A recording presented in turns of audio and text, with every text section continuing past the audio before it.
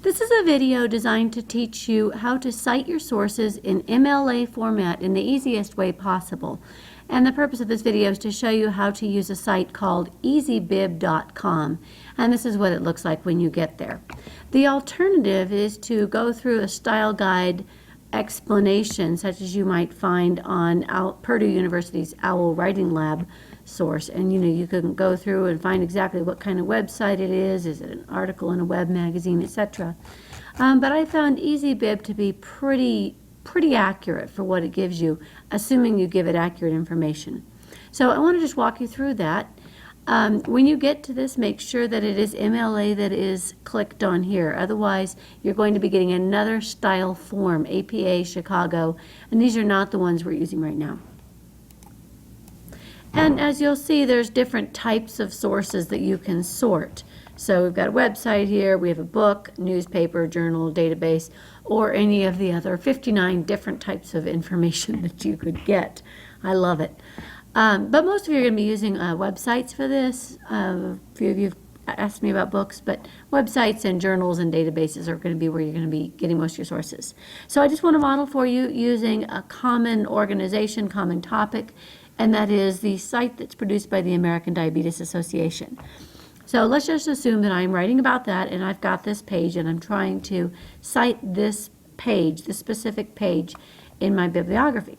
So I'm going to go to the URL. I'm going to copy and paste that URL under website, under MLA on the easybib.com site.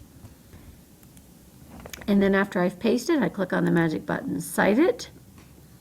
And what it's going to do is come up with some of the citation information just from getting the URL. It's a little bit like if you don't have a checking account, later you will, and you can put your bank's routing number in somewhere and it'll automatically pull up information, address, phone number for your bank. A little bit like that.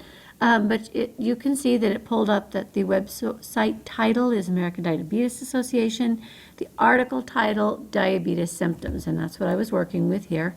So it pulled that up from the URL. The date accessed is today's date, January 30th, 2015. But it also lists the things that it didn't actually cite, or the information that didn't actually give you, and that is the publisher, when it was electronically published, and the authors, if applicable. So it's going to ask you to fill those in manually. And when I say that your citation is pretty good with Easybib, that's because you've got to put in good information. So I might look back to see if there is an author.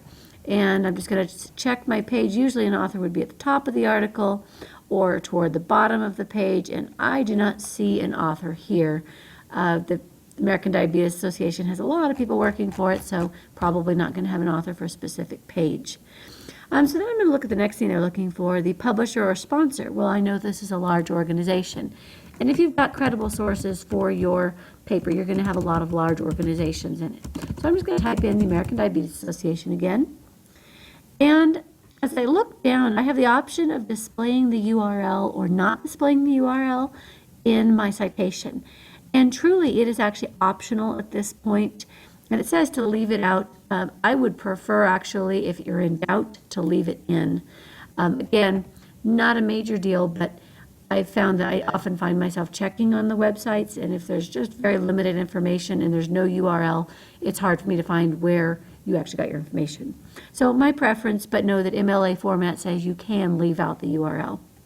Then you're going to find the date that it was electronically published. This is going to be your last updated date on your page.